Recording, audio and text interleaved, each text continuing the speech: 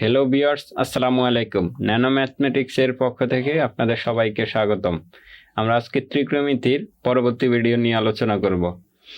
আমরা জাস্ট একটা কার্তেশীয় স্থানাঙ্ক ব্যবস্থা যদি চিন্তা করি যে এক্স ও এক্স ডট এবং ওয়াই ও ওয়াই ডট, এটা জাস্ট ও এক্সটা আমাদের স্থির অক্ষ বা আদি অক্ষ বা স্থিতিশীল অক্ষ ধরলাম, আর অপর একটা ঘূর্ণায়মান রশ্মি যদি ধরে নেই ও এ, জাস্ট ও এ রশ্মির উপর থেকে যে কোনো একটা পয়েন্ট নিলাম আমাদের পি থেকে এই আদি রশ্মির উপরে একটা লম্ব টানলাম, যেই লম্বটা ও এক্স কে এম বিন্দুতে ছেদ করেছে। তাহলে এম বিন্দুতে একটা সমকোণ তৈরি হবে। আমাদের ও পি এম এটা একটা সমকোণী ত্রিভুজ হয়েছে। এই সমকোণী ত্রিভুজটা যদি আমি আঁকতে চাই, তাহলে এই সমকোণী ত্রিভুজটা জাস্ট আমরা এইভাবে এঁকে নিলাম, ঠিক আছে? এটা ও, এটা পি, এটা হচ্ছে এম, এটা হচ্ছে আমাদের সমকোণ। তাহলে পিথাগোরাস সাহেব খুব জগৎ বিখ্যাত গণিতবিদ, তিনি একটা সূত্র দিয়েছিলেন এই সমকোণী ত্রিভুজের উপরে, যে সমকোণী ত্রিভুজের অতিভুজ এখানে কত? সমকোণের ঠিক বিপরীত বাহুটা অতিভুজ স্কয়ার সমান সমান লম্ব স্কয়ার। আমরা গত ক্লাসে বলেছিলাম যে আমরা সাধারণত থিটা কোণ যেটা ধরবো, থিটা কোণের ঠিক বিপরীত বাহুটা কত? লম্ব, আর অপর যে বাহুটা থাকবে সেটা হচ্ছে ভূমি। পিথাগোরাস সাহেব বলেছেন যে সমকোণী ত্রিভুজের অতিভুজ স্কয়ার সমান সমান লম্ব স্কয়ার প্লাস ভূমি স্কয়ার, এটা তার একটা উপপাদ্য। আমাদের গত ক্লাসে যেই আলোচনাটা ছিল যে সাইন থিটা সমান সমান আমরা কি শিখেছি? যে লম্ব বাই অতিভুজ। ঠিক এটাকে যদি আমি একটু মডিফাই করে লিখি, যে আমাদের এটাকে এইভাবে লেখা যায়, এটা ভগ্নাংশের একটা সিস্টেম। এটা শিখতে গেলে আমরা ভগ্নাংশ যখন আলোচনা করব তখন এগুলো নিয়ে ডিটেলস আলোচনা করব। তাহলে আমাদের 1 আর অতিভুজ বাই লম্ব, এটা কি আমাদের কোসেক থিটা না? তাহলে কোসেক থিটা, তাহলে আমরা কি পাচ্ছি? যে সাইন থিটা সমান সমান কোসেক থিটা। ওকে, বুঝতে পেরেছি। ঠিক একইভাবে লেখা যায় কস থিটা সমান সমান 1/sec থিটা, আর টেন থিটা সমান সমান লেখা যায় 1/cot থিটা। এই সাইন থিটাটা আমরা যেভাবে প্রমাণটা করেছি ঠিক হুবহুব সিস্টেমে আমরা প্রমাণটা করতে পারবো। কস থিটা সমান 1/sec থিটা, টেন থিটা সমান সমান 1/cot থিটা। আচ্ছা, টেন থিটার আরেকটা ভিন্নধর্মী প্রমাণ আছে, সেটা যদি একটু খেয়াল করি। টেন থিটা সমান সমান আমরা কি জানি? লম্ব বাই ভূমি, রাইট? তাহলে এটাকে জাস্ট লম্বকে সেই একই সাথে ভূমিকেও যদি অতিভুজ দ্বারা অর্থাৎ একই রাশি দ্বারা ভাগ করি, এতে করে মানের কোনো পরিবর্তন হবে না। যেহেতু মানের পরিবর্তন হবে না, তার মানে আমি এই কাজটা করতে পারবো। দেখুন তো, যখনই আমি অতিভুজ দ্বারা উভয় পক্ষকে ভাগ করে দিয়েছি, তখন এখানে নতুন একটা ফর্ম তৈরি হয়ে গেছে, লম্ব বাই অতিভুজ। লম্ব বাই অতিভুজ আমরা কি জানি? লম্ব বাই অতিভুজ মানে সাইন থিটা, রাইট? আর ভূমি বাই অতিভুজ এটা বলতে কি জানি? Cos theta. তাহলে সুন্দর মতনে টেন থিটা, এতক্ষণ যাবৎ আমরা যেই বিষয়টা জানতাম শুধু লম্ব বাই ভূমি, এখন সেটাকে একটা সাইন এবং কজের মাধ্যমে নিয়ে আসছি, রাইট? সাইন টেন থিটা সমান সমান sine theta by cos theta.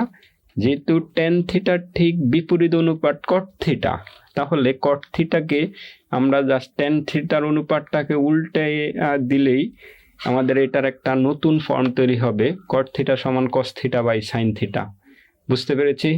আমরা এখন জাস্ট আরেকটা বিষয় যদি আলোচনা করি, সেটা আমরা বের করতে চাচ্ছি sine square theta plus cos square theta, এটা সমান সমান কত?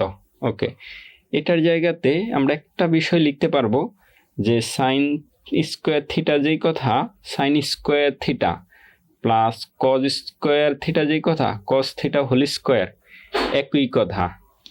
কারণ এই স্কোয়ারটা থিটার উপরে বসবে না, শুধু সাইনের উপরেই বসবে। তার মানে এটা ব্যাকে আমরা চলে যেতে পারবো, রাইট? কজের ক্ষেত্রেও একই কথা।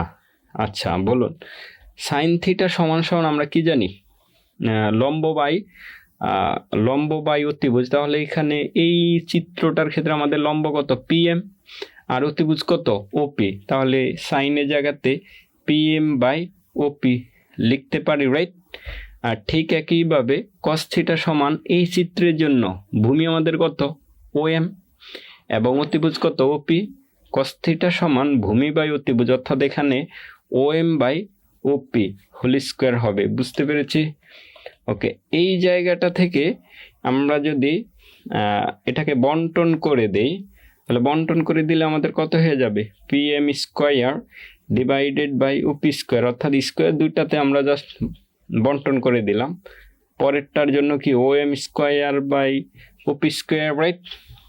এখানে আমরা পরের পেজে যদি চলে যাই, পরের পেজে চলে গেলে আমাদের হরের লসাগু কত হবে বলুন তো? অর্থাৎ আমাদের এখানে বিষয়টা হচ্ছে PM square OP square plus OM square divided by OP square. এটা হরের লসাগু আমাদের কত? OP square. এই হরকে লসাগুকে হর দ্বারা ভাগ করলে 1 হবে, আর এদিকে গুণ করলে কত হয়ে যাবে? যা আছে তাই থাকবে, এখানেও যা আছে তাই হবে। ওকে, আচ্ছা আমরা একটু বিষয় এদিকে যদি খেয়াল করি, আমরা ওপি স্কোয়ার সমান সমান কি শিখেছি? OM PM square plus OM square, right? তাহলে আমাদের PM square plus OM square কোথাও যদি আমরা দেখি, সেই জায়গাতে ওপি স্কোয়ার লিখে দিতে পারবো, রাইট? এখানে কি হুবহুব তাই হয়েছে না? পিএম স্কোয়ার প্লাস ওপি স্কোয়ার। তাহলে এটাকে আমরা কি লিখে দিতে পারবো? ওপি স্কোয়ার। কেউ ভুলেও ভাইবেন না যে হরে যে বিষয়টা আছে সেটাকে লবে লিখে দিতে হবে, ঘটনাটা মোটো তা নয়। এটা just PM square plus OM square, এটাকে জাস্ট রিপ্লেস করে দিয়েছি এটার মান দ্বারা। এটার মান ছিল ওপি স্কোয়ার, আর আমাদের নিচে আছে ওপি স্কোয়ার। ওপি স্কোয়ারে কাটা দিলে ভ্যালু কত? মান যত তত দিয়ে ভাগ করলে মান 1, সেই কারণে এখানে 1 হবে। তাহলে এটার মান পেয়ে গেছি 1। এটা কাকে ক্যালকুলেশন করে পেয়েছি দেখেন তো? এই চিত্রের জন্য sine square plus cos square ছিল, রাইট? এটা সমান সমান 1। এটাই ত্রিকোণমিতিতে একটা খুবই নাম করা সূত্র, sine square plus cos square equal to 1। এখন দেখুন, এইরকম আরও কয়েকটা সূত্র আছে। যেমন একটা সূত্র আছে যে sec square theta minus tan square theta equal to 1। আরেকটা সূত্র আছে যে cosec square theta minus cot square theta plus 1। আমি একটা প্রমাণ আপনাকে দেখা দিয়েছি। আপনি যদি আমার এই কনসেপ্টটা বুঝতে পারেন, তাহলে আশা করি sec square minus tan square সমান 1 এই প্রমাণটা আপনি করতে পারবেন। Cosec square theta minus cot square এটাও আপনি করতে পারবেন। আর যদি আপনি নিজে এই দুইটা প্রমাণ করতে না পারেন, তাহলে বুঝবেন যে আপনি এই কনসেপ্টটা এখনো ঠিক মতন বুঝতে পারেন নাই। যদি না বুঝে থাকেন, তাহলে আমাদের ভিডিওর কমেন্টে আপনার মতামত জানান যে কিভাবে বুঝাইলে আপনি সহজে এই কনসেপ্টটা বুঝতে পারবেন। সবাইকে ধন্যবাদ। আসসালামু আলাইকুম।